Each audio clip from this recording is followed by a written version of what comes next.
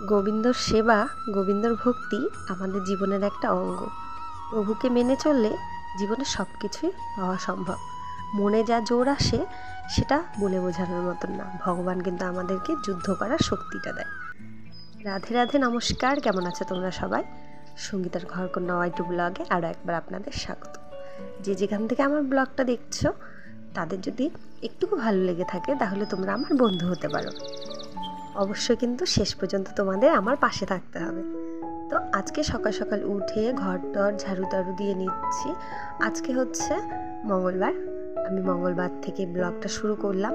সোমবারের ব্লগটা দিতে পারিনি, আর এখানে ঘরের সব কাজকর্মগুলো করে নিয়েছি। আপনাদের দাদাভাই এখনও উঠেনি।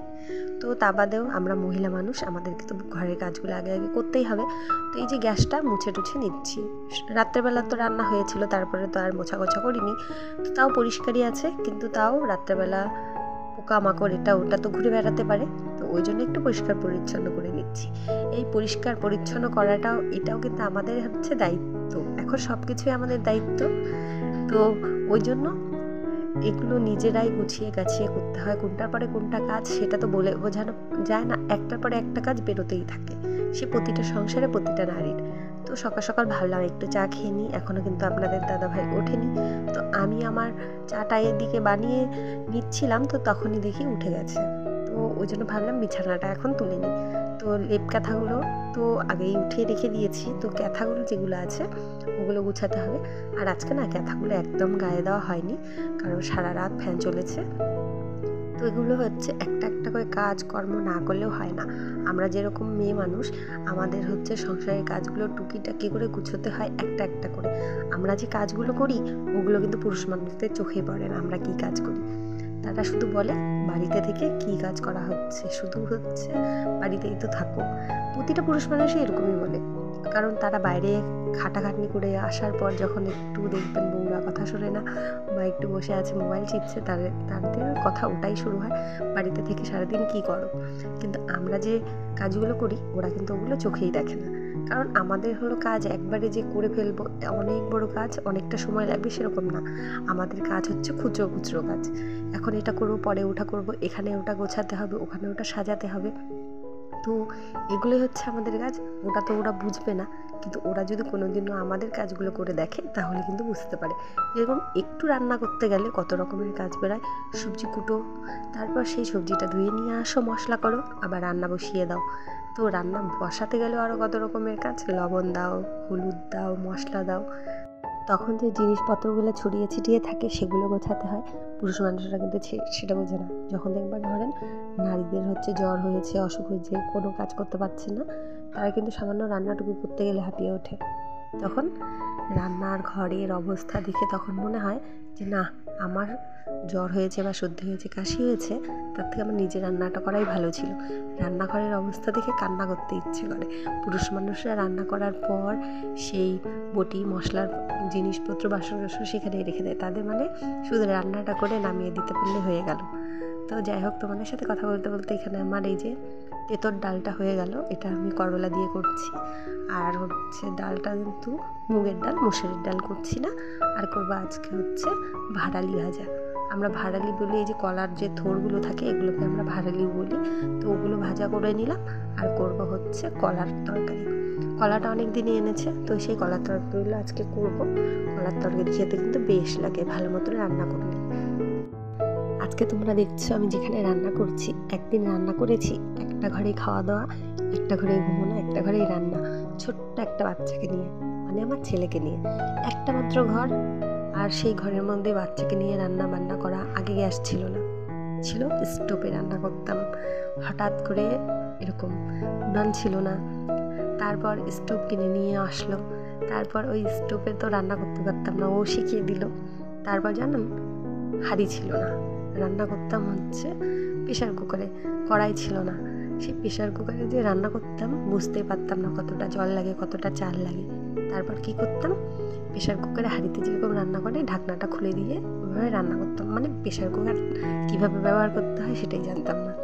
তারপর বলে না, মানুষ ঠেকায় বললে মানুষ সব কিছুই শেখে, আর ঠেলায় বললে বেড়াল গাছে ওঠে। সেরকম আস্তে আস্তে সব শিখে গেছি কীভাবে প্রেশার কুকার ব্যবহার করতে হয়।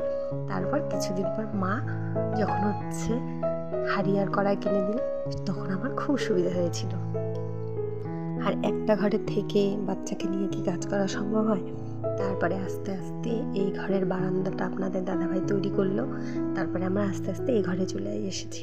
এই ঘরে আসার পরেও তখন আমাদের এই ঘরের জানালাগুলো ছিল না, জানালাগুলো একদম টিন দিয়ে বন্ধ করা ছিল, কারণ হাতে পয়সা কড়ি না থাকলে যা হয় কি করা যাবে। তখন ওইভাবেই থাকতাম। তারপর প্রায় 2-3 বছর পর আবার আমি তখন বললাম পুজোর সময় কাপড় চোপড় নেবো না, কারণ কাপড় চোপড় নিতে গেলে তো পয়সা কড়ি লাগবে।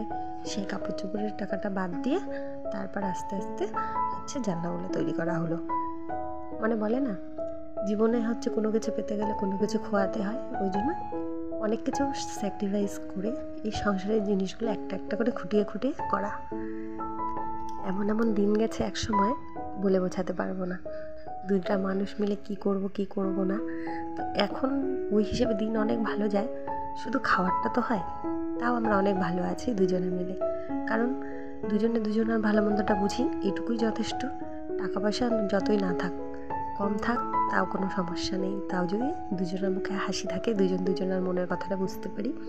কারণ যেখানে হচ্ছে সমস্যা টাকা পয়সার, সেখানে টাকা পয়সা কীভাবে ইনকাম হবে সেই কথাটা চিন্তা করতে হয়, কিন্তু একটা পুরুষ মানুষের উপর সবসময় চাপ দেওয়া উচিত না। কারণ যেখানে ইনকাম হচ্ছে না সেখানে জোর করলেও তো হবে না, ব্যবস্থাটা আস্তে আস্তে হবে। আর একবারে তো গাছে ওঠা যায় না, গাছে আস্তে আস্তে উঠতে হয়।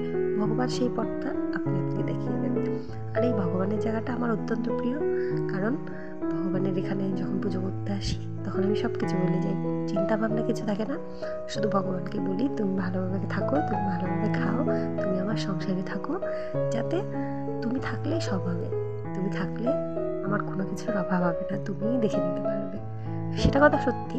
যেমন আমি গোপালকে পুজি, মা লক্ষ্মী নারায়ণকে পুজি, আমার সংসার কোথা থেকে কিভাবে কি হয় আমি নিজেই বুঝি না। তো এই জন্য আমি কখনো কখনো মনে করি ভগবান সত্যি আমার মাথার উপরে আছে, আমাকে কোনো কিছু চিন্তাই করতে হয় না। হ্যাঁ, যদি কখনো ইচ্ছা করি যে কোনো কিছু নেব, সেটার জন্য একটু ধৈর্য সহ্য ধরে থাকতে হয়। হ্যাঁ, আজকে না পাই, 2 বছর পরে পাবো, 3 বছর পরে পাবো, কিন্তু জিনিসটা হয়ে যায়। ভগবান সেটা দেখে যে অনেক ধৈর্য সহ্য ধরে আছে। কিন্তু হঠাৎ করে যখন ছেলের অনেক বড় অসুখটা হয়ে গেল, সেটাই বুঝতে পারিনি কিভাবে হলো। তারপরে ডাক্তার বলছে যে হচ্ছে ওর অসুবিধাটা জন্মের থেকে, জন্মগত সমস্যা। তো একদম মাথা খারাপ হয়ে গেল, ছেলেকে নিয়ে প্রচণ্ড টানাটানি। 3 দিন আইসিইউয়ে থাকলাম। তারপর 3 দিনের দিনে আমাদেরকে নর্মাল মানে আইসিইউর থেকে একটু নিচু বেডে দিল। সেটা হচ্ছে শুধু ওইটাকে আইসিইউ বলে, কিন্তু ওইটা একটু নর্মাল। যখন হচ্ছে কোনো পেশেন্ট একটু রিকভারি হয় তারপর ওই বেডে দেয়, কিন্তু ওইটাও আইসিইউ। তারপরে আরেকদিন পর ভালো হলো।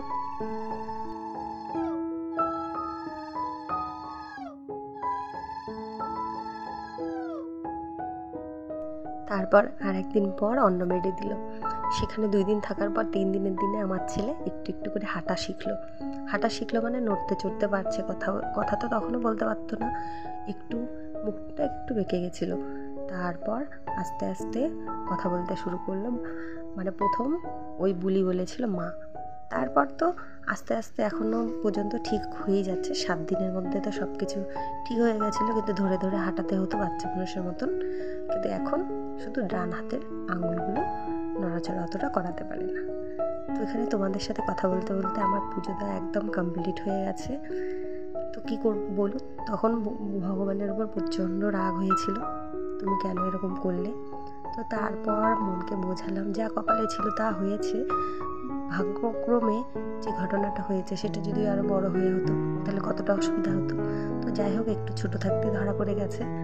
তো এই জন্য ভগবানের কাছে অসংখ্য ধন্যবাদ। তাও ছেলে অনেকটা ভালো আছে, এখন অপারেশনও হয়ে গেছে। শুধু আমরা ট্রিটমেন্টের টাকাটা এখনও জোগাড় করতে পারিনি, সেই ট্রিটমেন্টে এখনও যাওয়া হয়নি। ট্রিটমেন্টের টাকা জোগাড় হলে আমরা ট্রিটমেন্টে যাব।